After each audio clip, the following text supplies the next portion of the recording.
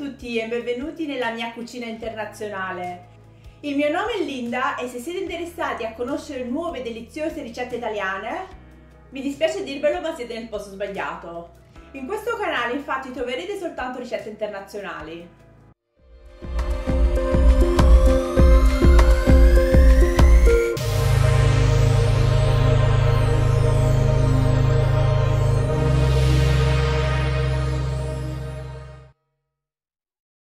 Non so com'è il tempo da voi, ma qui sulla East Coast febbraio è particolarmente freddo. E cosa c'è di meglio in una fredda giornata invernale di una zuppa che riscalda corpo e anima? Per questo motivo oggi ho deciso di proporvi la ricetta di una deliziosa zuppa, il borscht. Questa è una zuppa molto sostanziosa e dal colore molto particolare, dovuto alla presenza della barbabietola rossa negli ingredienti. Il borscht è una zuppa conosciuta in molti dei paesi slavi, ogni paese ha la sua versione. Quella che vi propongo oggi è la versione ucraina del borscht. In realtà molti documenti storici testimoniano che il borscht è infatti nato in Ucraina e al momento l'Ucraina si sta battendo per far riconoscere questo piatto come patrimonio dell'UNESCO. La Russia non è molto contenta di questo, ma questo è un altro discorso. Il borscht è una zuppa abbastanza laboriosa da preparare ed è per questo motivo che io generalmente la preparo durante il weekend. Ne faccio generalmente un grande pentolone e poi la riscaldo durante la settimana quando la uso come cena. Infatti una delle cose più belle del borscht è che diventa più buona ogni volta che viene riscaldata.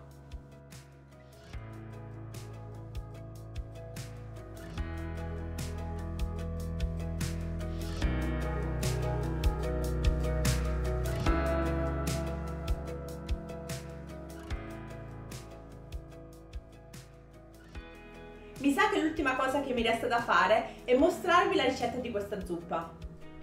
Oggi io preparerò un bel pentolone di borscht, abbastanza come cena per 2 persone per una settimana. Voi ovviamente potete prepararne di meno, però vi avviso, ve ne pentirete. Per preparare il borscht ci serviranno 750 g di carne con le ossa. Io sto usando le costine di manzo e il collo di maiale, ma voi potete usare solo manzo, solo maiale o anche pollo se volete. 200 g di fagioli bianchi, come per esempio i cannellini, pesati secchi e messi a bagno la sera prima. 3 cucchiai di olio, che sono circa 50 ml di olio. Io sto usando l'olio di vinaccioli, ma voi potete usare un qualsiasi altro olio dal sapore neutro.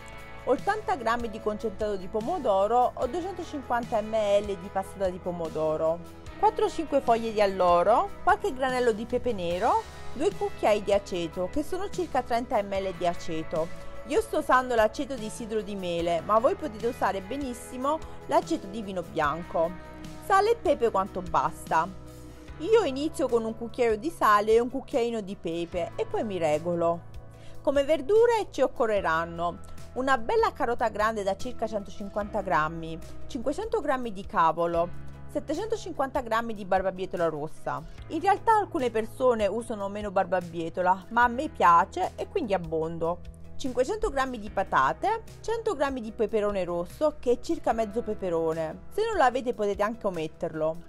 Una bella cipolla da circa 200 g e infine io aggiungo anche 200 g di rapa. Questa è facoltativa. Molte persone in realtà usano il sedano rapa e alcune invece non mettono proprio niente. E infine ci serviranno circa 4 litri di acqua. Iniziamo con l'accendere il forno a 180 gradi per rosolare la carne. Saliamo la carne, trasferiamola in una teglia e poi aggiungiamo anche il pepe in grani e le foglie d'alloro e lasciamo rosolare in forno per circa 30 minuti. In realtà molte persone bolliscono la carne, ma io preferisco arrostirla prima perché in questo modo si formano una moltitudine di molecole odorose che contribuiscono ad arricchire il sapore della nostra zuppa. Dopo circa 30 minuti tolgo la carne dal fuoco e trasferisco tutto in una grande pentola, quella che sto usando oggi è da 7 litri, nella quale aggiungo anche 4 litri di acqua. Copro con il coperchio, porto ad ebollizione e lascio cuocere a fuoco basso per circa 2 ore o fino a quando la carne non si staccherà dalle ossa. Se non avete arrostito la vostra carne, si potrebbe formare della schiuma sulla superficie. Toglietela per bene e continuate la cottura. Quando la carne è bella cotta, togliamola tutta, stando attenti a rimuovere anche eventuali ossicini. A proposito, vi siete già iscritti al mio canale? No? E cosa aspettate? Non vorrete perdervi le prossime gustose ricette che conservo per voi? Presto pubblicherò un piatto vegano dell'Andalusia e uno stufato polacco. Torniamo alla ricetta. Aggiungiamo i fagioli nella stessa acqua, copriamo e facciamo cuocere a fuoco lento. Nel frattempo iniziamo ad occuparci delle verdure. Iniziamo con il tagliare finemente la cipolla, poi tagliamo anche il peperone in piccoli pezzi in questo modo.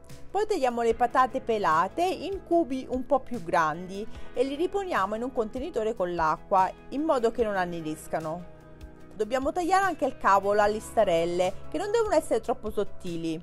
Lavoriamo con un quarto di cavolo alla volta e ci fermiamo quando raggiungiamo la parte bianca. Poi lasciamo il cavolo in acqua per circa 10-15 minuti e poi lo sciacquiamo per bene.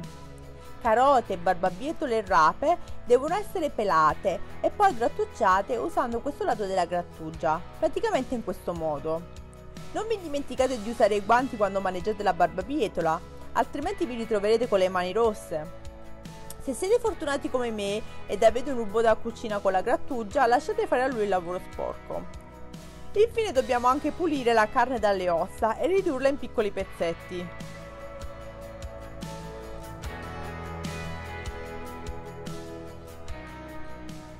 Quando i fagioli sono a metà della cottura, aggiungiamo la carne pulita dalle ossa ed il cavolo a listarelle. Copriamo e lasciamo cuocere mescolando di tanto in tanto. Quando il cavolo diventa tenero, possiamo aggiungere anche le patate.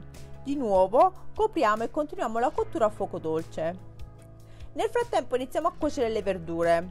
Aggiungiamo l'olio in una padella e quando diventa caldo aggiungiamo le cipolle e facciamo cuocere a fuoco lento finché non diventano morbide e trasparenti. Poi aggiungiamo le carote e la rapa e continuiamo a cuocere mescolando di tanto in tanto. Quando carote e rape si saranno appassite, aggiungiamo anche il peperone e il concentrato di pomodoro e facciamo cuocere ancora qualche minuto prima di aggiungere anche le barbabietole, l'aceto, il sale e il pepe. A questo punto facciamo cuocere per circa 10 minuti o finché le barbabietole non sembrano cotte, non ci vorrà molto. Se si dovessero seccare troppo, aggiungete un mestolo di brodo dal pentolone. Quando le barbabietole sono cotte, anche i nostri fagioli, le patate, il cavolo dovrebbero essere cotti.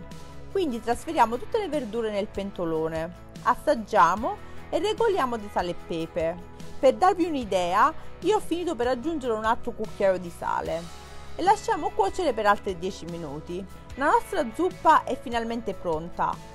Io vi consiglio di lasciarla riposare nel pentolone per un giorno e riscaldarla prima di gustarla il giorno dopo. Grazie per aver guardato questa ricetta e buon appetito! Se vi piace questa ricetta, ricordatevi di lasciarmi un like o un commento. Questo mi permetterà di sapere che vi piacciono le mie ricette e che siete interessati a conoscere piatti simili. E non dimenticate di farmi sapere come vi è venuta questa zuppa. Alla prossima ricetta!